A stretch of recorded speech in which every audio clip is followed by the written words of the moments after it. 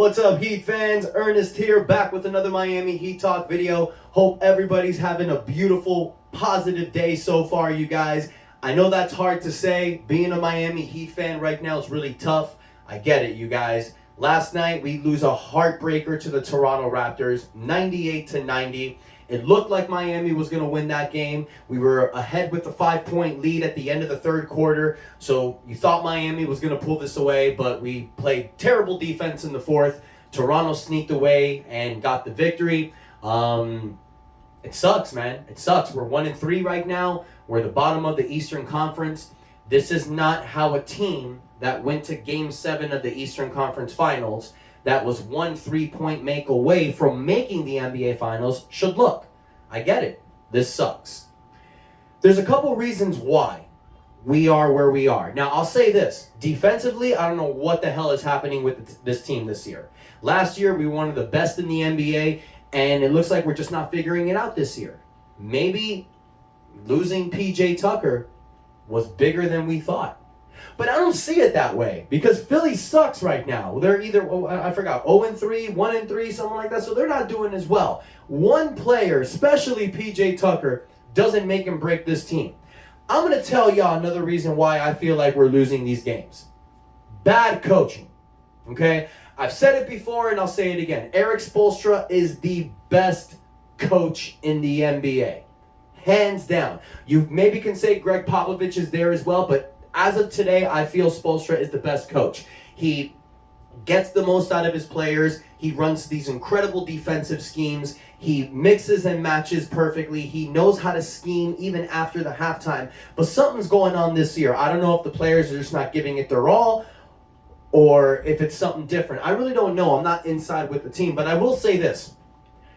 He made the same mistake last night against Toronto that he did with Chicago.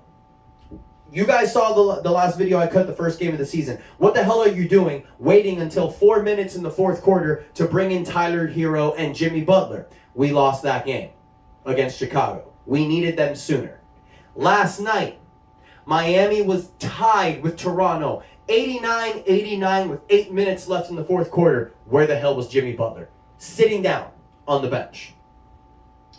Jimmy Butler did not come into the game until there was 3 minutes and 48 seconds left. How the hell do you expect momentum to come when Jimmy Butler's coming in that late in the fourth quarter? He didn't even touch the ball until the last minute of the game. We should easily be 3-1 right now. I get it. You want to save Jimmy for the playoffs. I understand what Spoelstra's doing. But if we keep going at this rate, there's not going to be a playoffs to insert Jimmy Butler in. This guy's making $40 million a year, and you're sitting him in the most important time of the game for the majority of the quarter. That's a terrible decision. And why the hell is Jimmy playing super long in the third quarter? Do what you did with LeBron, Spoelstra. Have Jimmy out there for the entirety of the third quarter until there's 3 minutes left. Sit him out. And then bring him back in when there's like 9 minutes left in the fourth quarter. Have him play the rest of the game out. I think that if he rests for the last 3 minutes of the third quarter with timeouts, with commercial breaks, with all the stoppage that the NBA has, and then he's resting for the first 3 minutes of the fourth quarter, same shit. He's going to have about 10 minutes rest. That's enough. That's enough. Bring him in. Have him close out these games. Miami should be 3-1 right now, you guys. Chicago, same thing. Had you bring in Jimmy and Tyler early, we would have closed out that game. Now look, I'll say this, Boston, that game against Boston, we lost to the better team. I was sitting and I was watching that game. No matter what Miami did, Boston had an answer for us. And yeah, you can say Victor Oladipo and Omar Yurtseven haven't played so far. You can say the fact that Caleb Martin and Nikola Jovic were suspended for yesterday's game. I do not care. I do not care. Jimmy Butler, Bam Adebayo, Tyler Hero, and Kyle Lowry and Max Strus were out there. We should be winning these games.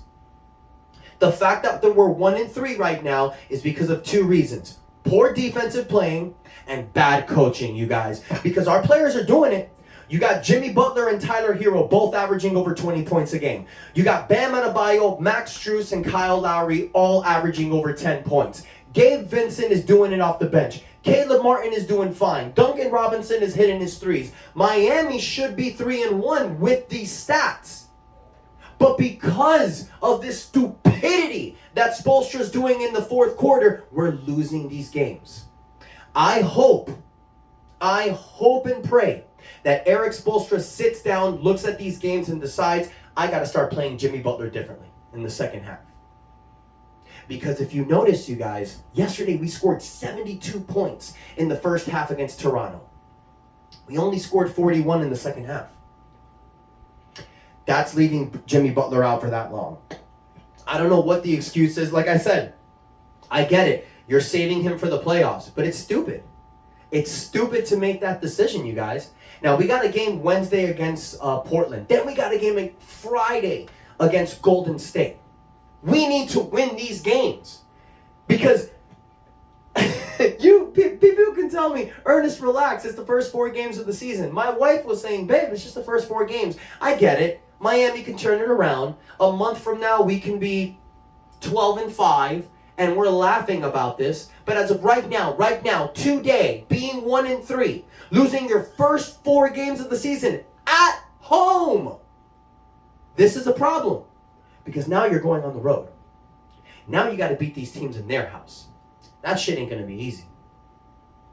So I call Eric Spoelstra to step up. I call for Bam Adebayo to start stepping up offensively, bro. 35 minutes a game, you're averaging 13 points a game? Nah. Last year you averaged 19 and 10. This ain't good. He's averaging 13 points a game, 8.5 rebounds. What the hell is that? We need Bam Adebayo to step up. Now, Tyler Hero, he's my MVP for the season for the Miami Heat. 21 points a game, 8 rebounds, 3.5 assists, almost a steal a game, and averaging 40% for 3. He is stepping up. And defensively, you're seeing Tyler Hero get better.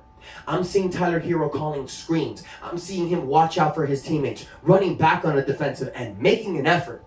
I need to see the same from Bam Adebayo offensively. Remember this, guys, in the beginning of this year, I challenged Bam Adebayo and Tyler Hero to step up on both ends because that's what we need to get back to the NBA Finals. No trade is going to fix this. For God's sakes, Miami offered Duncan Robinson for Jay Crowder to Phoenix, and Phoenix said no.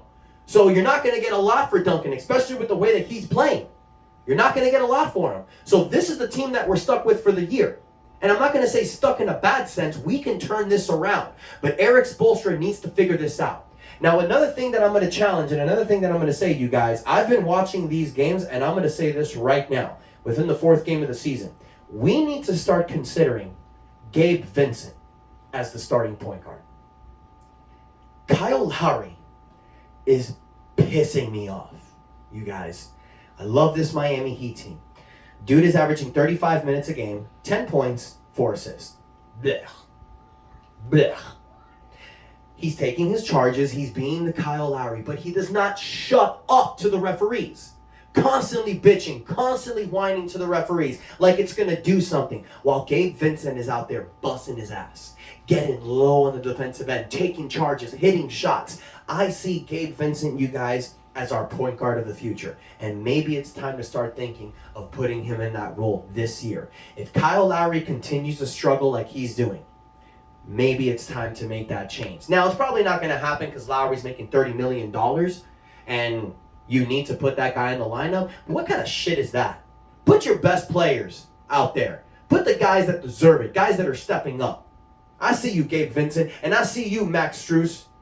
2 20-point games off the bench in the first 4 games of the season, killing it. Now, yes, we're hurt. We're depleted. We need Victor Oladipo back. We need Yurtseven. We need Martin. We need all these guys. But none of that's going to matter if Eric Spoelstra continues to make these mistakes, you guys. So we got a game this Wednesday. I wanted to vent this and see what you guys think. Do you think I'm right? Do you think if Eric Spoelstra would have brought in Jimmy Butler sooner, we maybe have won those 2 games or at least one? Or do you think I'm maybe going a little off topic? No, it's because of this bad defensive playing, the fact that we've lost these games. Let me know your thoughts, guys, in the comments. Don't forget to like this video, but most importantly, you guys, hit the subscribe button. Help your boy out. I'm trying to get to 1,000 subscribers. I'm at 563. Definitely need your guys' support. And one more thing, I want to take a special thank you to my wife. She got me this over the weekend. Damn, this looks fire. Thank you, baby. I love you. It's your boy's birthday next week, so she wanted to surprise me with something special. Thank you, sweetheart. I love you with all my heart. Love my fans and supporters. Thank you, guys. And next time, it's your boy Ernest out. And that's enough said.